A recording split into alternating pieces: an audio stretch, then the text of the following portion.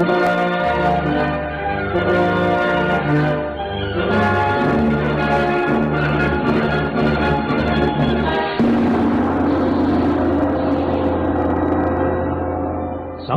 Cerita mempersembahkan Sabda Pandita Ratu.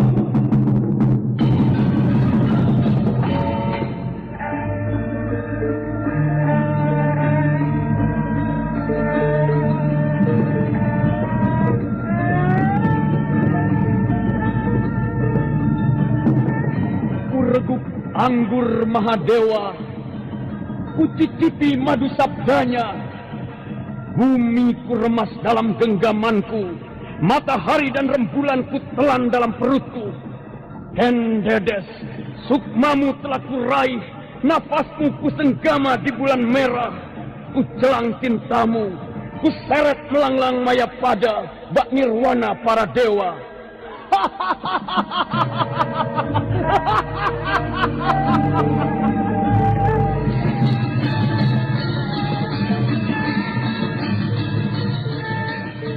Apakah mungkin aku akan menjadi bunga yang bisa kau petik dan kau sunting?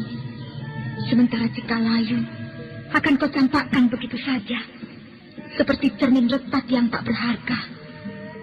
Sabda Pandita Ratu, sebuah kisah penuh dilema, tragedi cinta anak manusia, perebutan tahta, mabuk harta dan duniawi, serta silaunya kehormatan, di mana keangkara murkaan merajalela karena dendam yang membara. Kisah ini berlatar belakang berdirinya Singasari. Ken Arok, dialah pemuda yang merekuk pahit getirnya kehidupan. Namun sebenarnya, dialah yang harus melaksanakan sabda-sabdanya. Perjalanan sengsaranya adalah awal untuk meraih keberhasilan, untuk menuju kejayaannya di saat Singasari berdiri.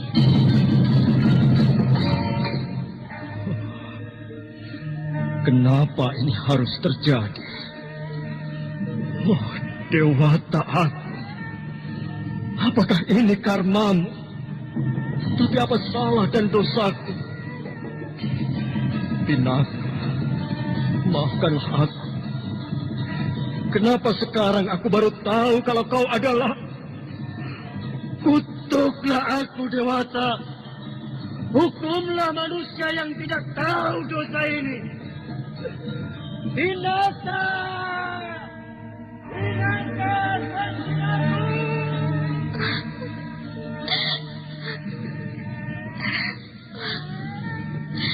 Beginikah perjalanan hidupku? Apakah aku harus menerima garis nasib yang penuh noda dan dosa? Dewata aku, kenapa kau berikan cobaan ini tidak ada habis-habisnya? Tunjukkan di mana letak keadilanmu.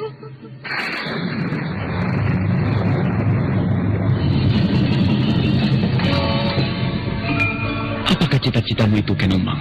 Aku ingin mengubah nasibku. Aku bosan dengan kehidupanku selama ini yang terlunta-lunta, akrab dalam pelukan kemelaratan. Kadangkala aku berangan-angan, aku adalah seorang istri dari Patih. Bahkan lebih gila lagi, aku berangan-angan, andai kata aku adalah seorang permaisuri, maka akan terhapus semua masa silamku, terhapus lenyap, tidak bersisa semua kenangan buruk yang kumiliki. Itulah cita-cita aku, Kakang Ken Arok. Bagaimana dengan kau, Kakang? Aku ingin menjadi seorang raja.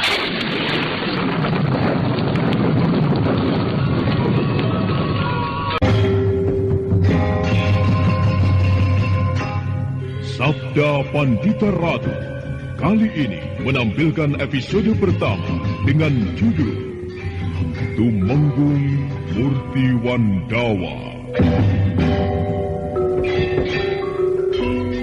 Dalam seri yang ke-13 ini, dengan para pemain Ferry Fadli sebagai Kameswara, Ivona Rose sebagai Pinaka Swasti Ratu, Rusli sebagai Paraji Gading, Mogan sebagai Hesti Rajasa, Ashari sebagai Mandro Kesowo, Jumali sebagai Mandro Kini, Dedi sebagai Pajang Keling, dibantu oleh Christine, Siska dan Ai, dan pembawa cerita Asdi Suhastra. Kuda Sumekar dan Yuyu Rumpung tidak dapat mengelak dari tugas itu. Dan pada siang harinya, persoalan yang sedang dihadapi oleh perguruan pesanggaran dibeberkan secara terbuka tanpa ada yang disembunyikan. Perguruan pesanggaran bagai dihentak gempa. Semua murid dan para tamu yang diundang terkejut. Dan setelah itu, Haryo Panumping segera meninggalkan perguruan dengan diiringi pandangan cemas oleh semua cantrik dan murid yang melepas kepergiannya.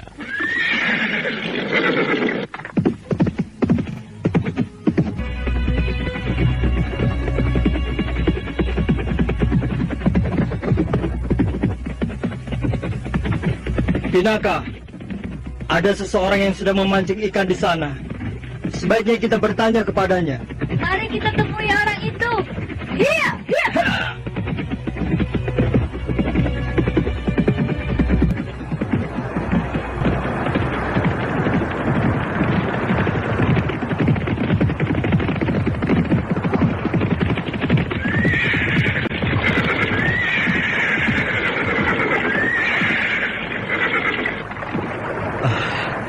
Selamat sore, Kisanak. Dapatkah kami minta beberapa keterangan? Oh, selamat sore.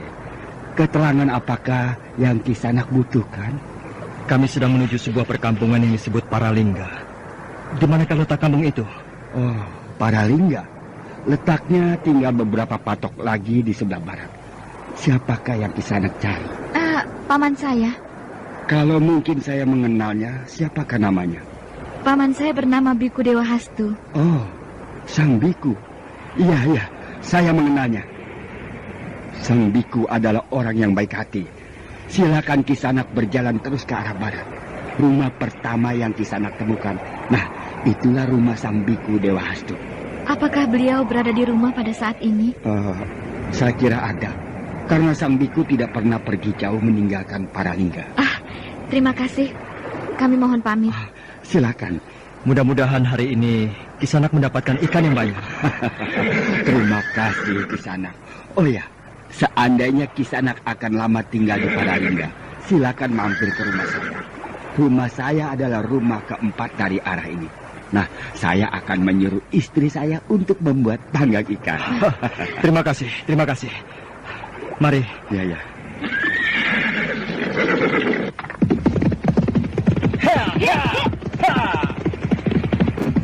Bukan main.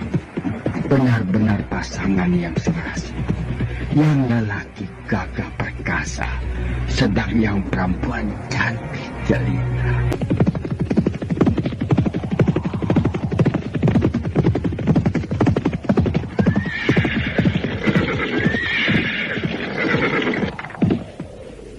Inilah rumah pamanmu itu, Pinaka?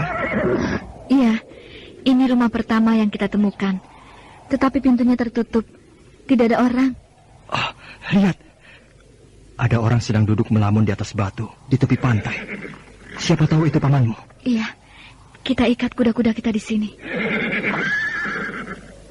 Setelah mengikat kuda-kuda tunggangan mereka pada sebuah pohon kenanga yang tumbuh di halaman rumah, Kameswara dan Pinaka Swasti Ratu berjalan menuju ke arah pantai. Cuaca demikian cerah, matahari sore bersinar sangat terang, tidak terhalang oleh mega-mega. Dengan harap-harap cemas, Pinaka Swasti Ratu mendekati orang yang sedang duduk melamun di atas batu. Lelaki yang berambut panjang itu membiarkan rambutnya berderai, sepertinya sedang merenungi gejala alam dengan segala rahasia yang bersembunyi di baliknya.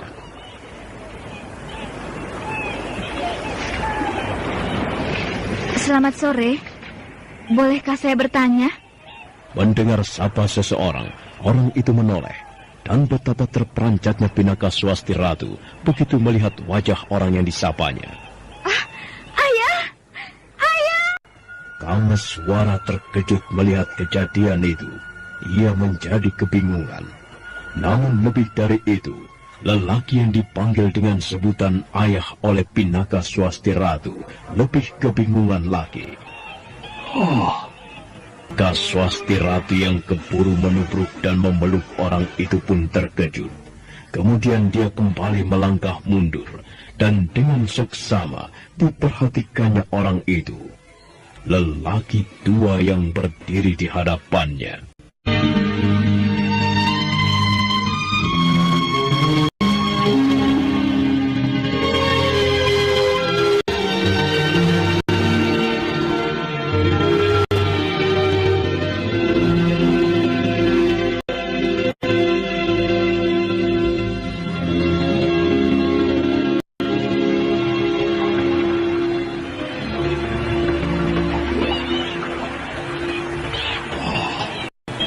Siapa kau, Nduk? Tiba-tiba saja memanggilku ayah. Loh, mengapa malah menangis? Ada apa? Apakah ada sesuatu yang terjadi pada dirimu, Nduk? Saya sedang mencari ayah. Mencari ayahmu? Maaf, Paman. Bolehkah saya yang berbicara mewakilinya? Saya akan menjelaskan mengapa ia menganggap Paman adalah ayahnya. Iya. Silakan, Ger, silakan. Apakah benar Paman bernama Biku Dewa Hastu? Iya, itu namaku. Ada apa? Menurut keterangan yang kami dapat dari ayah, Paman adalah saudara dari ayah kawan saya ini. Saudaraku. Siapa nama ayahmu, Nduk? Ayahku bernama Galuhura. Kau anak Galuhura? Benar, Paman. Jagat Dewa Batara. Sembah sujudku, Pak. Siapa namamu, Nduk? Ayah memberiku nama Pinaka Swasti Ratu. Pinaka Swasti Ratu. Iya. Sebuah nama yang manis dan penuh dengan makna. Aku tidak mengira sama sekali. Di dalam usiaku yang menjelang senja ini, masih dapat bertemu dengan anak saudara kembarku, Galuhura. Jadi, Paman saudara kembar dengan ayah? Iya. Dan mungkin itu...